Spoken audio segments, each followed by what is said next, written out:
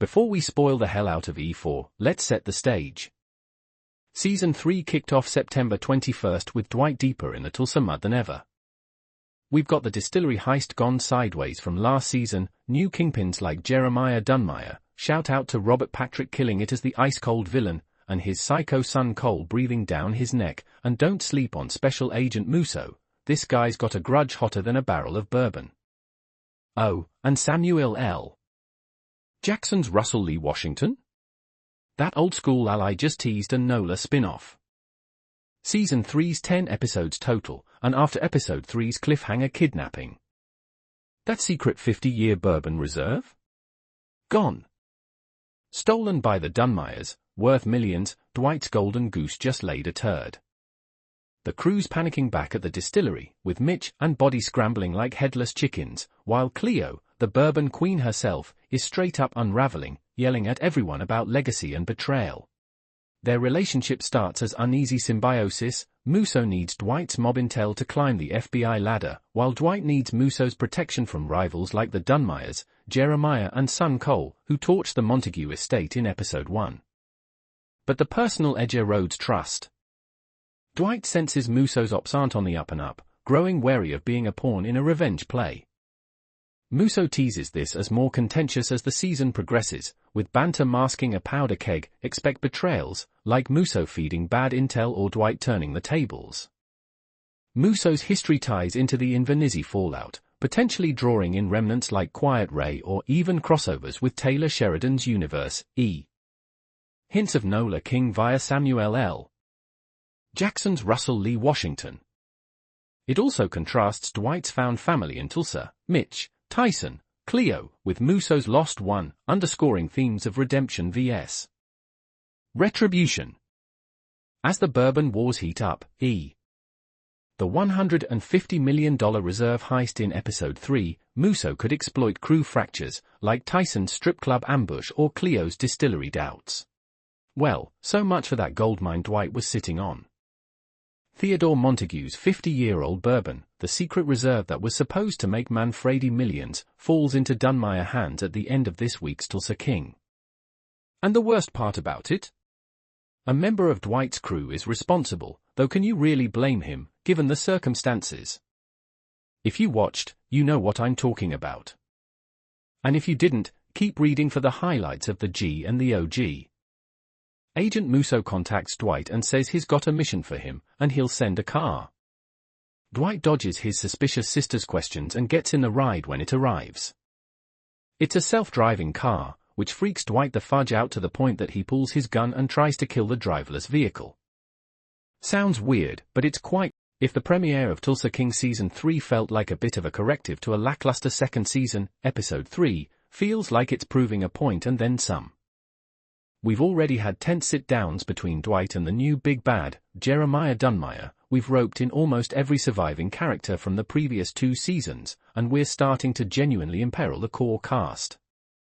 Things are getting serious, they're already serious, and they're going to get even more serious very quickly.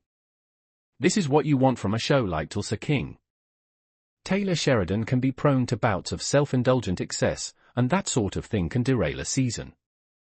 These tight episode runtimes don't provide much leeway, so I'd rather a bit less depth and build-up, especially since a lot of these relationships and dynamics have been developing for a while, and more head-on collisions. That seems to be the 3rd season's guiding MO. Long may it continue. Episode 4 peaks with Dwight crashing Jeremiah's victory party at some oil rig mansion, bourbon flowing, goons everywhere.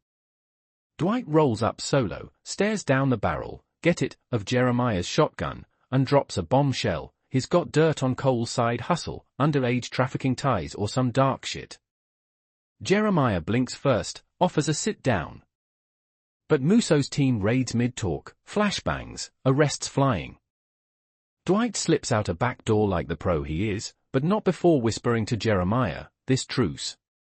It's loaded. Fade out on Dwight driving into the night, phone buzzing with an unknown NOLA number. Now, the million-dollar question, what the fuck happens in episode 4? Here's my breakdown and wild theories, no spoilers beyond EP4, promise. Kids traumatized but tougher. Expect him to go full vigilante on Cole, maybe a revenge hit that pulls in Jay Will's raw energy. Could this fracture the crew? Musso's vendetta backfires, Dwight's too sly to flip easy. I bet he turns the tables, feeds Musso fake intel to smoke out the real FBI mole. Stakes? Dwight's freedom on the line, and that personal grudge might end in a shootout. Andrea Savage deserves an Emmy for this slow-burn betrayal. With the reserve lost, Dwight pivots to synthetic aging hacks or a heist on Jeremiah's vaults. But Cole's unhinged, expect a family civil war. Robert Patrick's Jeremiah is gold, he's the perfect foil to Sly's cool. Nola T's pays off, Samuel L. Jackson's Russell isn't a cameo. Episode 5 likely brings him stateside for Alliance meet, think crossovers with Sheridan's bigger universe. Spin-off setup? 100%. Season 3's got 6 EPS left after this, finale November 23rd, and with Season 4 locked, we're in for blood, bourbon, and betrayals.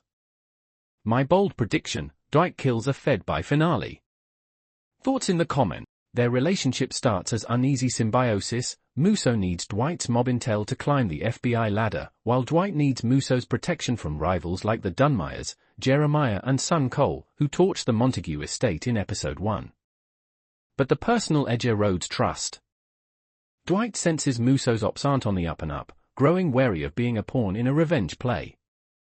Musso teases this as more contentious as the season progresses, with banter masking a powder keg. Expect betrayals, like Musso feeding bad intel or Dwight turning the tables. Musso's history ties into the Invernizzi fallout, potentially drawing in remnants like Quiet Ray or even crossovers with Taylor Sheridan's universe, Hints of Nola King via Samuel L. Jackson's Russell Lee Washington. It also contrasts Dwight's found family in Tulsa, Mitch, Tyson, Cleo, with Musso's lost one, underscoring themes of redemption vs. retribution. As the bourbon wars heat up, The $150 million reserve heist in Episode 3, Musso could exploit crew fractures, like Tyson's strip club ambush or Cleo's distillery doubts. Mark gets the line running, but distributors are ghosting thanks to that snake Jeremiah Dunmire and his psycho kid Cole. Dwight swings by to strong-arm Big Lou Walden into a deal, promises protection after Jeremiah's goons rough him up. Classic Dwight move, charm with a side of threat. But the real gut punch? Tyson snatched by Cole Dunmire at a strip club, Strokers, because why not add some sleaze? Cole's got him tied up, gun to his head, ready to execute over that stolen 50-year-old Montague bourbon reserve that was supposed to bankroll Dwight's empire. Cut to Dwight staring down Jeremiah in a tense meet, refusing to back off his turf, only for the whole scene to erupt with local goons circling like vultures. And lurking in the shadows? Special Agent Musso, not just on FBI business, but with a straight-up personal grudge. Episode ends with Dwight's crew in chaos, Tyson's life hanging by a thread, and that bourbon slipping right into Dunmire hands. Brutal. If you thought Season 2 was wild, this is next-level escalation. Jeremiah Dunmire and his Dixie Mafia son Cole are the new big bads, torching Dwight's allies like Theo in a warehouse blaze. Episode 2, The 50, dropped last Sunday, Dwight scrambling for distribution on that rare 50-year-old bourbon stash, but Dunmire's hitting hard with threats. Tyson stepping up as the muscle, Manny's loyal as ever, and Tina's pressuring Dad to go straight. Cleo's reeling from her dad's death, vowing payback. Ends with sirens blaring as Dwight stares down Dunmire's goons, total powder keg. The official promo and trailers for Episode 3 are fire, about 30 to 60 seconds each, packed with clues. I've watched them frame by frame, and here's the breakdown. Spoiler warning, this is based on official Paramount Plus promos and fan breakdowns as of October 2, 2025. No leaks, just legit teasers. Let's dissect. Things are heating up, that's for sure. Cut to Tyson warning, don't want to take us all out one by one. This ties straight to Dunmire's hits on Theo, Walton, and Mitch. Clue, Dunmire, alright, Episode 3, the G and the OG, was straight fire, literally. Dwight's bourbon empire is booming, but the Dunmire family's not having it. Tyson, our young gun, goes full spy mode on Cole Dunmire at Stroker's strip club but gets snatched by Cole's crew. Blindfolded in a warehouse, staring down a shotgun, talk about tension. But plot armor activates, Mitch and body track him via phone, roll up in that bulletproof Cybertruck, Elon would be proud, and bust him out in a hail of bullets. Tyson escapes, but not without dropping a warning to Cole, war's on. Meanwhile, Dwight's playing diplomat with Jeremiah Dunmire, but Agent Musso, that fed with a grudge from Dwight's old New York days, is stirring the pot. Cleo, fed up, straight up sets fire to Jeremiah's land as payback. And the kicker? Cole's goons raid Dwight's storage, swiping his secret bourbon stash. Dwight's left fuming, team tensions are high, and Musso's vendetta is bubbling. Theo Montague killed after Theo chose to accept Dwight's offer to buy his exceptional distillery. There's a chance that Theo may still be alive, but Dwight will undoubtedly be hunting down Dunmire moving forward, perhaps starting with his hot-headed son, Cole. The Tulsa King Season 3 premiere saw the return of several fan-favorite characters, including the overly eager Tyson, the sharpshooting Grace, the hilarious giant Bigfoot, Dwight's slick-talking sister Joanne, and Dwight's Season 2 love interest, Margaret. New Season 3 characters include a dangerous New York mafia boss known as Quiet Ray, who wants a piece of Tulsa, Cleo Montague, Mitch's old flame and Theo's daughter, and the upcoming arrival of Samuel L. Jackson's Nola King. Tulsa King Season 3's premiere raises the scale and UPS the stakes. The Tulsa King Season 3 premiere may feel a bit choppy at first, but it really does an excellent job of setting a solid foundation for the rest of the 9-episode season to build from. Just about every story and character aspect feels fully evolved, even though the whole of Tulsa King takes place over just a matter of months. The Tulsa King Season 3 premiere may feel a bit choppy at first, but it really does an excellent job of setting a solid foundation for the rest of the 9-episode season to build from. Just about every story and character aspect feels fully evolved, even though the whole of Tulsa King takes place over just a matter of months. Stallone is his usual powerhouse of masculine bravado and old-school charm in Tulsa King Season 3, embodying the true spirit of a tried and tested capo. His unwavering character makes for a great protagonist who will never resort to indecision or non-action. These types of characters are the bread and butter of Taylor Sheridan's slate of Paramount Plus series, and Dwight is easily among the most entertaining, right on par with Billy Bob Thornton's Tommy Norris in Landman. Dwight is also faced with more pressure from every angle than ever before in the Tulsa King Season 3 premiere.